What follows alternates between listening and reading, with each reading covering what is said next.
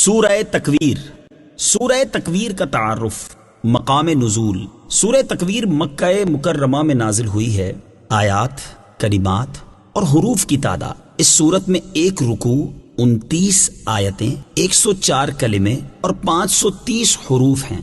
تکویر نام رکھنے کی وجہ، تکویر کا معنی ہے لپیٹنا، اور اس سورت کا یہ نام اس کی پہلی آیت میں مذکور لفظ کورت سے ماخوذ ہے۔ سورہ تکویر کے بارے میں حدیث حضرت عبداللہ ابن عمر رضی اللہ تعالی عنہما سے روایت ہے، رسول کریم صلی اللہ تعالی علیہ وآلہ وسلم نے ارشاد فرمایا، جسے یہ پسند ہو کہ وہ قیامت کے دن کو ایسا دیکھے گویا کہ وہ نظر کے سامنے ہے، تو اسے چاہیے کہ وہ سورہ اذا الشمس کورت اور سورہ اذا السماء فطرت اور سورہ اذا السماء انشقت پڑھے۔ سورہ تکویر کے مضامین۔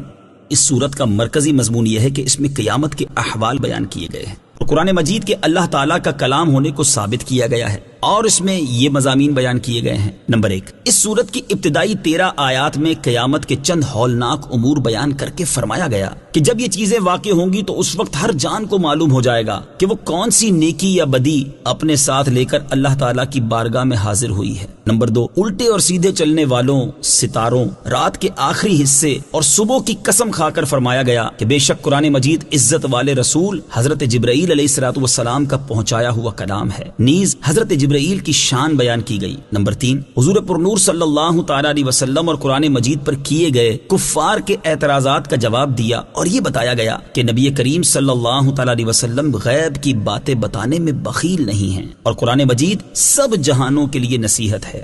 سورہ عبس کے ساتھ مناسبت۔ سورہ تکویر کی اپنے سے ماں قبل سورت عبس کے ساتھ مناسبت یہ ہے کہ دونوں صورتوں میں قیامت کی ہولناکیاں اور شدتیں بیان کی گئی ہیں۔ بسم اللہ الرحمن الرحیم۔ ترجمہ، اللہ کے نام سے شروع جو نہایت مہربان رحمت والا ہے۔ اذا الشمس کورت واذا النجوم انکدرت واذا الجبال سیرت واذا العشار عطلت واذا الوحوش حشرت وَإِذَا الْبِحَارُ سُجِّرَتْ وَإِذَا النُّفُوسُ زُوِّجَتْ وَإِذَا الْمَوْءُودَةُ سُئِلَتْ بِأَيِّ ذَنبٍ قُتِلَتْ وَإِذَا الصُّحُفُ نُشِرَتْ وَإِذَا السَّمَاءُ كُشِطَتْ وَإِذَا الْجَحِيمُ سُعِّرَتْ وَإِذَا الْجَنَّةُ أُزْلِفَتْ عَلِمَتْ نَفْسٌ مَّا أَحْضَرَتْ۔ ترجمہ، جب سورج کو لپیٹ دیا جائے گا، اور جب تارے جھڑ پڑیں گے، اور جب پہاڑ چلائے جائیں گے، اور جب 10 ماہ کی حاملہ اونٹنیاں چھوٹی پھریں گی، اور جب وحشی جانور جمع کیے جائیں گے، اور جب سمندر سلگائے جائیں گے، اور جب جانوں کو جوڑا جائے گا، اور جب زندہ دفن کی گئی لڑکی سے پوچھا جائے گا کس خطا کی وجہ سے اسے قتل کیا گیا، اور جب نامہ اعمال کھولے جائیں گے، اور جب آسمان کھینچ لیا جائے گا، اور جب جہنم بھڑکائی جائے گی، اور جب جنت قریب لائی جائے گی، ہر جان کو معلوم ہو جائے گا جو حاضر لائی۔ اذا الشمس کورت، جب سورج کو لپیٹ دیا جائے گا۔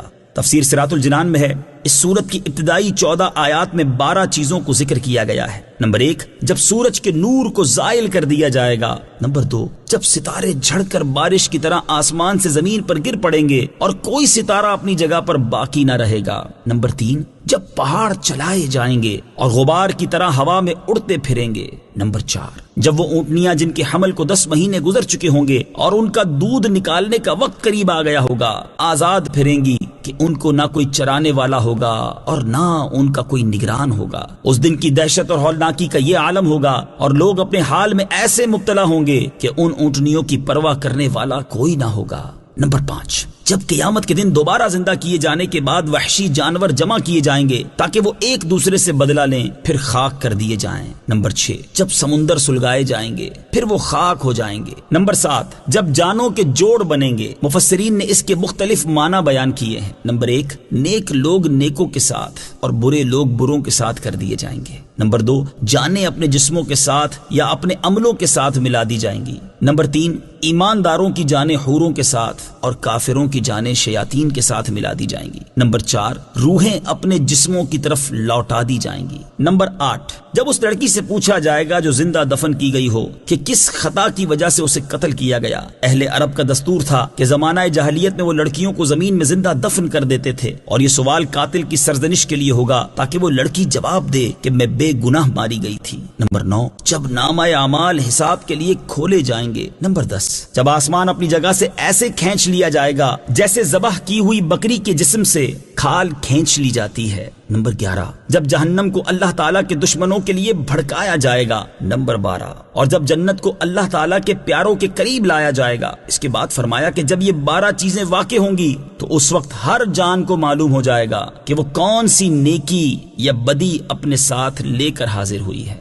وَإِذَا الْمَوْءُودَةُ سُئِلَتْ، اور جب زندہ دفن کی گئی لڑکی سے پوچھا جائے گا۔ تفسیر صراط الجنان میں ہے، حضرت عمر فاروق رضی اللہ تعالیٰ عنہ سے اس آیت کے بارے میں پوچھا گیا تو انہوں نے نام لے کر فرمایا۔ ایک صاحب تاجدار رسالت صلی اللہ تعالیٰ علیہ وسلم کی بارگاہ میں حاضر ہوئے اور عرض کی، یا رسول اللہ صلی اللہ تعالیٰ علیہ وسلم، میں نے زمانہ جاہلیت میں اپنی 8 بیٹیوں کو زندہ زمین میں دفن کر دیا تھا، اب میرے لیے کیا حکم ہے؟ نبی کریم علیہ الصلوۃ والسلام نے ارشاد فرمایا، تم ہر بیٹی کی طرف سے غلام آزاد کر دو۔ اس شخص نے دوبارہ عرض کی، یا رسول اللہ صلی اللہ تعالیٰ علیہ وسلم، میرے پاس غلام نہیں ہیں، البتہ میں اونٹوں کا مالک ہوں۔ ارشاد فرمایا، اگر تم چاہو تو ہر بیٹی کے بدلے 1 اونٹ ہدیہ کر دو۔ بیٹیوں سے متعلق دین اسلام کا عظیم کارنامہ، یہ دین اسلام کا ہی عظیم کارنامہ ہے جس نے بیٹیوں کو اپنے لیے بدنامی کا باعث سمجھ کر زمین میں زندہ دفن کر دینے والے لوگوں کو اس انسانیت کش ظلم کا احساس دلایا، اور ان لوگوں کی نظروں میں بیٹی کی عزت اور وقار قائم کیا، اور بیٹیوں کے فضائل بیان کر کے معاشرے میں برسوں سے جاری اس دردناک عمل کا خاتمہ کر دیا۔ اس سے معلوم ہوا کہ اسلام عورتوں پر ظلم نہیں کرتا بلکہ انہیں ہر طرح کے ظلم سے بچاتا ہے، چاہے وہ ظلم ان کی ناحق زندگی ختم کر کے کیا جائے یا ان کی عزت و ناموس اور ان کے جسم کے ساتھ کھیل کر یا ان کے جسم کی نمائش کروا کر کیا جائے۔ اس سے ان لوگوں کو اپنے طرز عمل پر غور کرنا چاہیے جو عورت کے بارے میں دین اسلام کے احکامات کو اس کے اوپر ظلم قرار دیتے ہیں، چادر و 4 دیواری کو عورت کے حق میں ناانصافی کہتے ہیں، اور روشن خیالی اور نام نہاد تہذیب و تمدن کے نام پر عورت کو شرم و حیا سے عاری کرنے میں اسلام کی شان سمجھتے ہیں۔ وَإِذَا الْجَحِيمُ سُعِّرَتْ، اور جب جہنم کو بھڑکایا جائے گا۔ تفسیر صراط الجنان میں ہے، اس سے مراد یہ ہے کہ قیامت کے دن جہنم کی بھڑک میں مزید اضافہ کیا جائے گا تاکہ وہ کفار کو ہمیشہ کے لیے جلاتی رہے، ورنہ جہنم تو جب سے پیدا کی گئی ہے تب سے ہی بھڑک رہی ہے۔ حضرت ابو ہریرہ رضی اللہ تعالی عنہ سے روایت ہے، حضور اقدس صلی اللہ تعالی علیہ وسلم نے ارشاد فرمایا، جہنم کی آگ 1000 سال بھڑکائی گئی یہاں تک کہ وہ سرخ ہو گئی، پھر 1000 سال بھڑکائی گئی یہاں تک کہ وہ سفید ہو گئی، پھر 1000 سال بھڑکائی گئی یہاں تک کہ وہ سیاہ ہو گئی، اب وہ انتہائی سیاہ ہے۔ علمت نفس ما احضرت، ہر جان کو معلوم ہو جائے گا جو حاضر لائی۔ تفسیر صراط الجنان میں ہے، جب لوگوں کو اپنے کیے ہوئے اچھے برے اعمال معلوم ہوں گے تو اس وقت ان کا جو حال ہوگا اس کے بارے میں ایک اور مقام پر ارشاد فرمایا، یوم تجد کل نفس ما عملت من خیر محضرا وما عملت من سوء تود لو ان بینها وبینه امدا بعیدا ویحذرکم اللہ نفسہ واللہ رؤوف بالعباد۔ ترجمہ، یاد کرو جس دن ہر شخص اپنے تمام اچھے اور برے اعمال اپنے سامنے موجود پائے گا تو تمنا کرے گا کہ کاش اس کے درمیان اور اس کے اعمال کے درمیان کوئی دور دراز کی مسافت حائل ہو جائے، اور اللہ تمہیں اپنے عذاب سے ڈراتا ہے اور اللہ بندوں پر بڑا مہربان ہے۔ ہر مسلمان کو چاہیے کہ وہ ان آیات میں زیادہ سے زیادہ غور کرے تاکہ اس کے دل میں اللہ تعالیٰ کا خوف پیدا ہو اور اسے گناہوں سے بچنے اور نیک اعمال کرنے کی سوچ نصیب ہو۔ فلا اقسم بالخنس الجوار الكنس والليل اذا عسعس والصبح اذا تنفس انه لقول رسول کریم ذی قوة عند ذی العرش مکین مطاع ثم امین۔ ترجمہ، تو ان ستاروں کی قسم جو الٹے چلیں، جو سیدھے چلیں، چھپ جائیں، اور رات کی جب پیٹھ دے کر جائے اور صبح کی جب سانس لے، بے شک یہ عزت والے رسول کا کلام ہے جو قوت والا ہے، عرش کے مالک کے حضور عزت والا ہے، وہاں اس کا حکم مانا جاتا ہے، امانت دار ہے۔ فلا اقسم بالخنس، تو ان ستاروں کی قسم جو الٹے چلیں۔ تفسیر صراط الجنان میں ہے، اس آیت اور اس کے بعد والی 6 آیات کا خلاصہ یہ ہے کہ اے کافروں، تمہارا یہ گمان کہ قرآن جادو یا شعر یا اگلے لوگوں کی کہانیاں ہیں ہرگز درست نہیں۔ مجھے ان ستاروں کی قسم جو الٹے چلیں اور سیدھے چلیں اور اپنے چھپنے کی جگہوں پر چھپ جائیں، اور رات کی قسم جب وہ جانے لگے اور اس کی تاریکی ہلکی پڑ جائے، اور صبح کی قسم جب وہ ظاہر ہو جائے اور اس کی روشنی خوب پھیل جائے۔ بے شک یہ قرآن اللہ تعالیٰ کی طرف سے عزت والے رسول حضرت جبرائیل علیہ السلام کا پہنچایا ہوا کلام ہے جو کہ قوت والا ہے، عرش کے مالک کے حضور عزت و مرتبے والا ہے، اور آسمانوں میں فرشتے اس کی اطاعت کرتے ہیں، اور وہ انبیاء کرام علیہم السلام تک اللہ تعالیٰ کی وحی پہنچانے پر امانت دار ہے۔ الجوار الکنس، جو سیدھے چلیں چھپ جائیں۔ تفسیر صراط الجنان میں ہے، حضرت علی المرتضیٰ کرم اللہ تعالی وجہ الکریم فرماتے ہیں کہ ان آیات میں جن کا ذکر ہے ان سے مراد وہ 5 سیارے ہیں جنہیں خمسۂ متحیرہ کہا جاتا ہے۔ وہ یہ ہیں: نمبر 1 زحل، نمبر 2 مشتری، نمبر 3 مریخ، نمبر 4 زہرہ، نمبر 5 عطارد، اور بعض مفسرین نے فرمایا کہ ان سے تمام ستارے مراد ہیں۔ انہ لقول رسول کریم، بے شک یہ عزت والے رسول کا پڑھنا ہے۔ تفسیر صراط الجنان میں ہے، جمہور مفسرین کے نزدیک اس آیت میں رسول کریم سے مراد حضرت جبرائیل علیہ السلام ہیں، البتہ بعض مفسرین نے یہ کہا ہے کہ یہاں رسول کریم سے مراد حضور پرنور صلی اللہ تعالی علیہ وآلہ وسلم ہے، جیسا کہ علامہ ابو الحسن علی بن محمد ماوردی رحمت اللہ تعالی علیہ فرماتے ہیں۔ اس آیت میں مذکور رسول کریم کے بارے میں 2 قول ہیں، ایک قول یہ ہے کہ اس سے مراد حضرت جبرائیل علیہ السلام ہے، اور دوسرا قول یہ ہے کہ اس سے مراد رسول اللہ صلی اللہ تعالی علیہ وسلم ہے۔ اور علامہ ابو حیان محمد بن یوسف اندلسی رحمت اللہ تعالی فرماتے ہیں، جمہور مفسرین کے نزدیک اس آیت میں رسول کریم سے حضرت جبرائیل علیہ السلام مراد ہیں، اور بعض مفسرین کے نزدیک اس سے مراد حضور اقدس صلی اللہ تعالی علیہ وسلم ہیں۔ اور علامہ قاضی ایاز رحمت اللہ تعالی شفا شریف میں فرماتے ہیں، حضرت علی بن عیسیٰ رحمت اللہ تعالی فرماتے ہیں اس آیت میں رسول کریم سے مراد نبی اکرم صلی اللہ تعالی علیہ وسلم ہیں۔ اس قول کے مطابق اس کے بعد والی آیات میں مذکور اوصاف نبی کریم علیہ السلام کے ہیں، اور ان کے علاوہ مفسرین فرماتے ہیں کہ یہاں رسول کریم سے مراد حضرت جبرائیل علیہ السلام ہے۔ اس صورت میں اگلی آیات میں مذکور اوصاف حضرت جبرائیل علیہ السلام کے ہوں گے۔ ذی قوہ، جو قوت والا ہے۔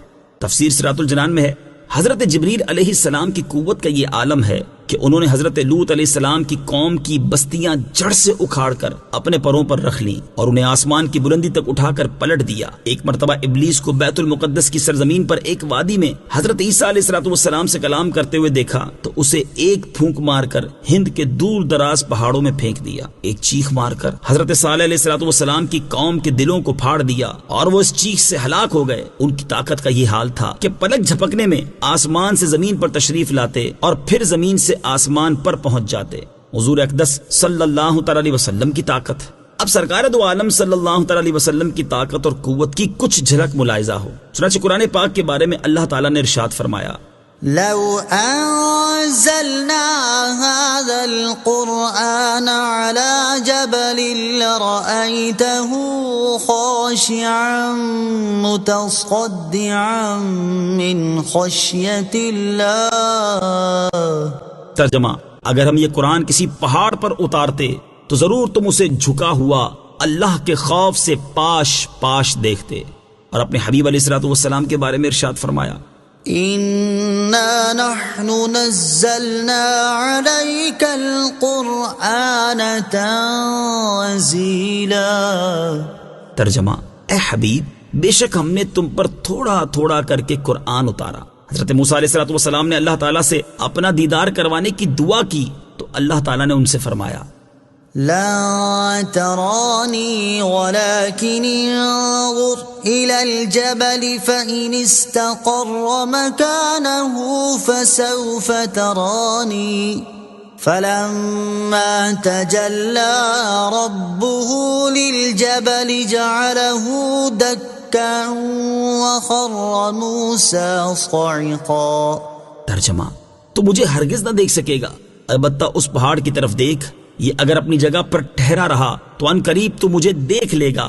پھر جب اس کے رب نے پہاڑ پر اپنا نور چمکایا تو اسے پاش پاش کر دیا اور موسیٰ بے ہوش ہو کر گر گئے. اور اپنے حبیب علیہ الصلوۃ والسلام کے بارے میں ارشاد فرمایا وَهُوَ بِالْأُفُقِ الْأَعْلَى ثُمَّ دَنَا فَتَدَلَّى فَكَانَ قَابَ قَوْسَيْنِ أَوْ أَدْنَى فَأَوْحَى إِلَى عَبْدِهِ مَا أَوْحَى مَا كَذَبَ الْفُؤَادُ مَا رَأَى أَفَتُمَارُونَهُ عَلَى مَا يَرَى وَلَقَدْ رَآهُ نَزْلَةً أُخْرَى عِندَ سِدْرَةِ الْمُنتَهَى عندها جنة المأوى إذ يغشى السدرة ما يغشى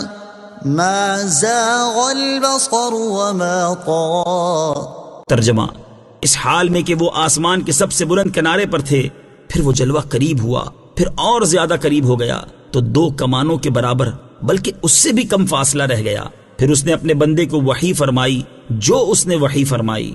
دل نے جھوٹ نہ کہا جو دیکھا. تو کیا تم ان سے ان کے دیکھے ہوئے پر جھگڑتے ہو؟ اور انہوں نے تو وہ جلوہ 2 بار دیکھا. سدرۃ المنتہا کے پاس، اس کے پاس جنت الماوا ہے. جب سدرہ پر چھا رہا تھا جو چھا رہا تھا، آنکھ نہ کسی طرف پھری اور نہ حد سے بڑھی. ان آیات سے معلوم ہوا کہ اللہ تعالیٰ نے تمام مخلوق سے زیادہ اپنے حبیب علیہ الصلوۃ والسلام کو طاقت اور قوت عطا فرمائی ہے.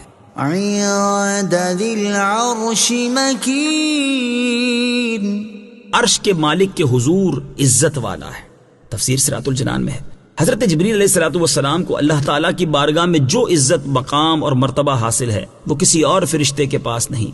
بارگاہ رب قدیر عز و جل میں مقام حبیب صلی اللہ تعالی علیہ وسلم. اب یہاں اللہ تعالیٰ کی بارگاہ میں اس کے حبیب صلی اللہ تعالی علیہ وسلم کی عزت، مقام اور مرتبے کے بے شمار پہلوؤں میں سے 5 پہلو ملاحظہ ہوں. نمبر 1، اللہ تعالیٰ نے قرآن پاک میں جہاں بھی اپنے حبیب صلی اللہ تعالی علیہ وسلم سے خطاب کیا تو حضور اقدس صلی اللہ تعالی علیہ وسلم کے نام سے نہیں بلکہ اوصاف اور القاب سے یاد کیا. نمبر 2، اللہ تعالیٰ نے قرآن پاک میں کئی مقامات پر مدینہ منورہ کے یہودیوں اور مکہ مکرمہ کے مشرکین کی اس جاہلانہ گفتگو کا رد کرنے کے لیے اسے نقل کیا جو وہ اللہ تعالیٰ کے حبیب صلی اللہ تعالی علیہ وسلم کے بارے میں کرتے تھے. لیکن ان گستاخوں کی اس بے ادبانہ ندا کا کہ نام لے کر حضور کو پکارتے اسے نقل کرنے کے طور پر بھی ذکر نہ کیا. ہاں، جہاں انہوں نے وصف کریم سے ندا کی تھی اگرچہ ان کے گمان میں مذاق اڑانے کے طور پر تھی، اسے قرآن کریم میں نقل کیا گیا. نمبر 3، اللہ تعالیٰ نے قرآن پاک میں اپنے حبیب صلی اللہ تعالی علیہ وسلم کے شہر کی قسم، ان کی باتوں کی قسم، ان کے زمانے کی قسم اور ان کی جان کی قسم بیان فرمائی. یہ وہ مقام ہے جو اللہ تعالیٰ کی بارگاہ میں آپ کے سوا کسی اور کو حاصل نہیں. جبھی تو امام اہل سنت لکھتے ہیں وہ خدا نے ہے مرتبہ تجھ کو دیا، نہ کسی کو ملے نہ کسی کو ملا کہ کلام مجید نے کھائی شہا، تیرے شہر و کلام و بقا کی قسم. نمبر 4، دیگر انبیاء کرام علیہ الصلوۃ والسلام سے کفار نے جو جاہلانہ اور بےہودہ گفتگو کی اس کا جواب ان انبیاء کرام نے ہی اپنے حلم اور فضل کے لائق دیا. لیکن جب اللہ تعالیٰ کے حبیب صلی اللہ تعالی علیہ وسلم کی شان میں کفار نے زبان درازی کی تو اس کا جواب خود رب تعالیٰ نے دیا. نمبر 5، نبی کریم علیہ الصلوۃ والسلام کو یہ پسند تھا کہ خانہ کعبہ قبلہ ہو جائے، اور ایک دن اس امید پر آسمان کی طرف بار بار دیکھا کہ قبلے کی تبدیلی کا حکم آ جائے، تو اللہ تعالیٰ نے ارشاد فرمایا قد نرى تقلب وجهك في السماء فلنولينك قبلة ترضاها فول وجهك شطر المسجد الحرام۔ ترجمہ، ہم تمہارے چہرے کا آسمان کی طرف بار بار اٹھنا دیکھ رہے ہیں، تو ضرور ہم تمہیں اس قبلے کی طرف پھیر دیں گے جس میں تمہاری خوشی ہے، تو ابھی اپنا چہرہ مسجد حرام کی طرف پھیر دو۔ الغرض، اللہ تبارک و تعالیٰ کی بارگاہ میں تاجدار رسالت صلی اللہ تعالی علیہ وسلم کو جو مقام اور مرتبہ حاصل ہے اسے مکمل طور پر بیان نہیں کیا جا سکتا۔ شاہ عبد العزیز محدث دہلوی رحمت اللہ تعالی علیہ کیا خوب فرماتے ہیں، یا صاحب الجمال و یا سید البشر من وجهك المنیر لقد نور القبر لا يمكن الثناء كما كان حقه بعد از خدا۔ بزرگ توئی قصہ مختصر۔ اور اعلیٰ حضرت امام احمد رضا خان علیہ رحمت الرحمان فرماتے ہیں، تیرے تو وصف عیب تناہی سے ہیں بری، حیران ہوں میرے شاہ میں کیا کیا کہوں تجھے، کہہ لے گی سب کچھ ان کے ثناخواں کی خاموشی، چپ ہو رہا ہے کہہ کے کہ میں کیا کیا کہوں تجھے، لیکن رضا نے ختم سخن اس پہ کر دیا، خالق کا بندہ خلق کا آقا کہوں تجھے۔ مطاع ثم، وہاں اس کا حکم مانا جاتا ہے۔ تفسیر صراط الجنان میں ہے، آسمان میں فرشتے حضرت جبرائیل علیہ الصلوۃ والسلام کی اطاعت کرتے ہیں، جیسے معراج کی رات ان کے کہنے پر فرشتوں نے آسمان کے دروازے کھول دیے اور جنت کے خازن نے جنت کے دروازے کھول دیے۔ یہ تو حضرت جبرائیل علیہ الصلوۃ والسلام کی اطاعت کا حال ہے، اور اللہ تعالیٰ اپنے حبیب صلی اللہ تعالی علیہ وسلم کی اطاعت کے بارے میں ارشاد فرماتا ہے، من يطع الرسول فقد اطاع اللہ، جس نے رسول کا حکم مانا بے شک اس نے اللہ کا حکم مانا۔ جبکہ حضرت جبرائیل علیہ السلام کے لیے کہیں نہیں فرمایا کہ ان کی اطاعت اللہ تعالیٰ کی اطاعت ہے۔ امین، امانت دار ہے۔ تفسیر صراط الجنان میں ہے، حضرت جبرائیل علیہ السلام اللہ تعالیٰ کی وحی انبیاء کرام علیہ الصلوۃ والسلام تک پہنچانے میں امانت دار ہیں، اور تاجدار رسالت صلی اللہ تعالی علیہ وآلہ وسلم اس وحی کو مخلوق تک پہنچانے میں امانت دار ہیں، اللہ تعالیٰ کے اسرار اور رموز میں امانت دار ہیں، اور آپ ایسے امانت دار ہیں کہ آپ کی جان کے دشمن بھی آپ کو امین کہتے اور اپنی امانتیں بے خوف و خطر آپ کے پاس رکھوا دیتے تھے۔ وما صاحبكم بمجنون، ترجمہ، اور تمہارے صاحب مجنون نہیں، وما صاحبكم بمجنون، اور تمہارے صاحب مجنون نہیں۔ تفسیر صراط الجنان میں ہے، یہ بھی اس سے پہلی آیات میں مذکور قسم کا جواب ہے کہ کفار مکہ جو میرے حبیب صلی اللہ تعالی علیہ وآلہ وسلم کو مجنون کہتے ہیں، ایسا ہرگز نہیں ہے۔ اس سے اللہ تعالیٰ کی بارگاہ میں حضور اقدس صلی اللہ تعالی علیہ وآلہ وسلم کا مقام و مرتبہ معلوم ہوا کہ رسول کریم صلی اللہ تعالی علیہ وآلہ وسلم کی شان میں گستاخی کفار نے کی، اور ان کی گستاخی کا جواب خود رب تعالیٰ نے دیا۔ وَلَقَدْ رَآهُ بِالْأُفُقِ الْمُبِينِ وَمَا هُوَ عَلَى الْغَيْبِ بِضَنِينٍ۔ ترجمہ، اور بے شک انہوں نے اسے روشن کنارے پر دیکھا، اور یہ نبی غیب بتانے پر بخیل نہیں۔ وَلَقَدْ رَآهُ بِالْأُفُقِ الْمُبِينِ، اور بے شک انہوں نے اسے روشن کنارے پر دیکھا۔ تفسیر صراط الجنان میں ہے، یعنی نبی کریم صلی اللہ تعالی علیہ وآلہ وسلم نے سورج کے طلوع ہونے کی جگہ پر حضرت جبرائیل علیہ السلام کو ان کی اصلی صورت میں دیکھا۔ وَمَا هُوَ عَلَى الْغَيْبِ بِضَنِينٍ، اور یہ نبی غیب بتانے پر بخیل نہیں۔ تفسیر صراط الجنان میں ہے، ابو محمد حسین بن مسعود بغوی رحمت اللہ تعالی علیہ اس آیت کی تفسیر میں فرماتے ہیں، یعنی میرے حبیب صلی اللہ تعالی علیہ وآلہ وسلم کو غیب کا علم آتا ہے، وہ تمہیں بتانے میں بخل نہیں فرماتے بلکہ تم کو بھی اس کا علم دیتے ہیں۔ ابو سعید عبداللہ بن عمر بیضاوی رحمت اللہ تعالی علیہ اس آیت کی تفسیر میں فرماتے ہیں، نبی کریم صلی اللہ تعالی علیہ وآلہ وسلم کو جو غیب کی باتیں بتائی جاتی ہیں انہیں بتانے میں وہ بخل نہیں کرتے۔ اس سے معلوم ہوا کہ تاجدار رسالت صلی اللہ تعالی علیہ وآلہ وسلم کو اللہ تعالی نے غیب کا علم عطا فرمایا ہے، اور آپ صلی اللہ تعالی علیہ وآلہ وسلم نے اس میں سے بہت کچھ اپنے صحابہ کرام کو بتایا ہے۔ حضور اقدس صلی اللہ تعالی علیہ وآلہ وسلم کے علم غیب کے بارے میں تفصیلی معلومات حاصل کرنے کے لیے فتاوی رضویہ کی جلد نمبر 29 سے ان 3 رسائل کا مطالعہ فرمائیں۔ نمبر 1، انباء المصطفیٰ بحال سر و اخفا، یعنی حضور اقدس صلی اللہ تعالی علیہ وسلم کو ما کانا و ما یکون کا علم دیے جانے کا ثبوت۔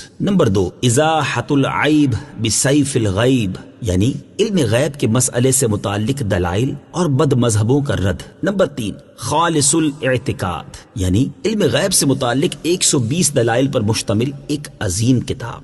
وما هو بقول الشيطان الرجيم فأين تذهبون۔ ترجمہ، اور قرآن مردود شیطان کا پڑھا ہوا نہیں، پھر تم کدھر جاتے ہو؟ وما هو بقول الشيطان الرجيم، اور قرآن مردود شیطان کا پڑھا ہوا نہیں۔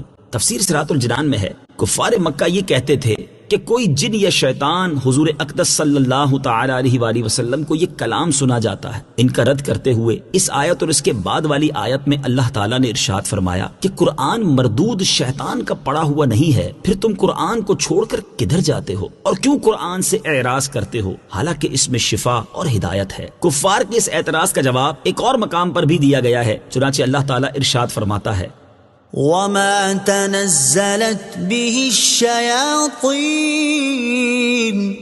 وما ينبغي لهم وما يستطيعون إنهم عن السمع لمعزولون۔ ترجمہ، اور اس قرآن کو لے کر شیطان نہ اترے اور نہ ہی وہ اس قابل تھے اور نہ وہ اس کی طاقت رکھتے ہیں، وہ تو سننے کی جگہ سے دور کر دیے گئے ہیں۔ ان هو الا ذکر للعالمین لمن شاء منکم ان یستقیم وما تشاءون الا ان یشاء اللہ رب العالمین۔ ترجمہ، وہ تو سارے جہان کے لیے نصیحت ہی ہے، اس کے لیے جو تم میں سیدھا ہونا چاہے، اور تم کچھ نہیں چاہ سکتے مگر یہ کہ اللہ چاہے جو سارے جہانوں کا رب ہے۔ ان هو الا ذکر للعالمین، وہ تو سارے جہان کے لیے نصیحت ہی ہے۔ تفسیر صراط الجنان میں ہے، اس آیت اور اس کے بعد والی آیت کا خلاصہ یہ ہے کہ قرآن عظیم تمام جنوں اور انسانوں کے لیے نصیحت ہے، اور اس سے وہی نصیحت حاصل کر سکتا ہے جسے حق کی پیروی کرنا، اس پر قائم رہنا اور اس سے نفع حاصل کرنا منظور ہو۔ وما تشاءون الا ان يشاء اللہ، اور تم کچھ نہیں چاہ سکتے مگر یہ کہ اللہ چاہے۔ تفسیر صراط الجنان میں ہے، یعنی تم اللہ تعالیٰ کے چاہے بغیر کچھ چاہ بھی نہیں سکتے، تمہارا ارادہ اور چاہنا اللہ تعالیٰ کے ارادے کے تابع ہے۔ آیت، وما تشاءون الا ان يشاء اللہ سے معلوم ہونے والے مسائل۔ اس آیت سے 4 مسئلے معلوم ہوئے۔ نمبر 1، انسان اپنے اختیاری کام میں مختار ہے۔ نمبر 2، انسان کا اختیار مستقل نہیں بلکہ اللہ تعالیٰ کی مشیت کے تابع ہے۔ نمبر 3، دنیا کا ہر کام اللہ تعالیٰ کی مشیت اور ارادے سے ہے مگر اس کی پسندیدگی سے نہیں۔ نمبر 4، اللہ تعالیٰ بندے کے ہر کام کا ارادہ فرماتا ہے مگر اسے برے کام کی رغبت یا مشورہ نہیں دیتا بلکہ اس سے منع فرماتا ہے۔ برے کاموں کی رغبت ابلیس لعین دیتا ہے۔ صدق اللہ العظیم۔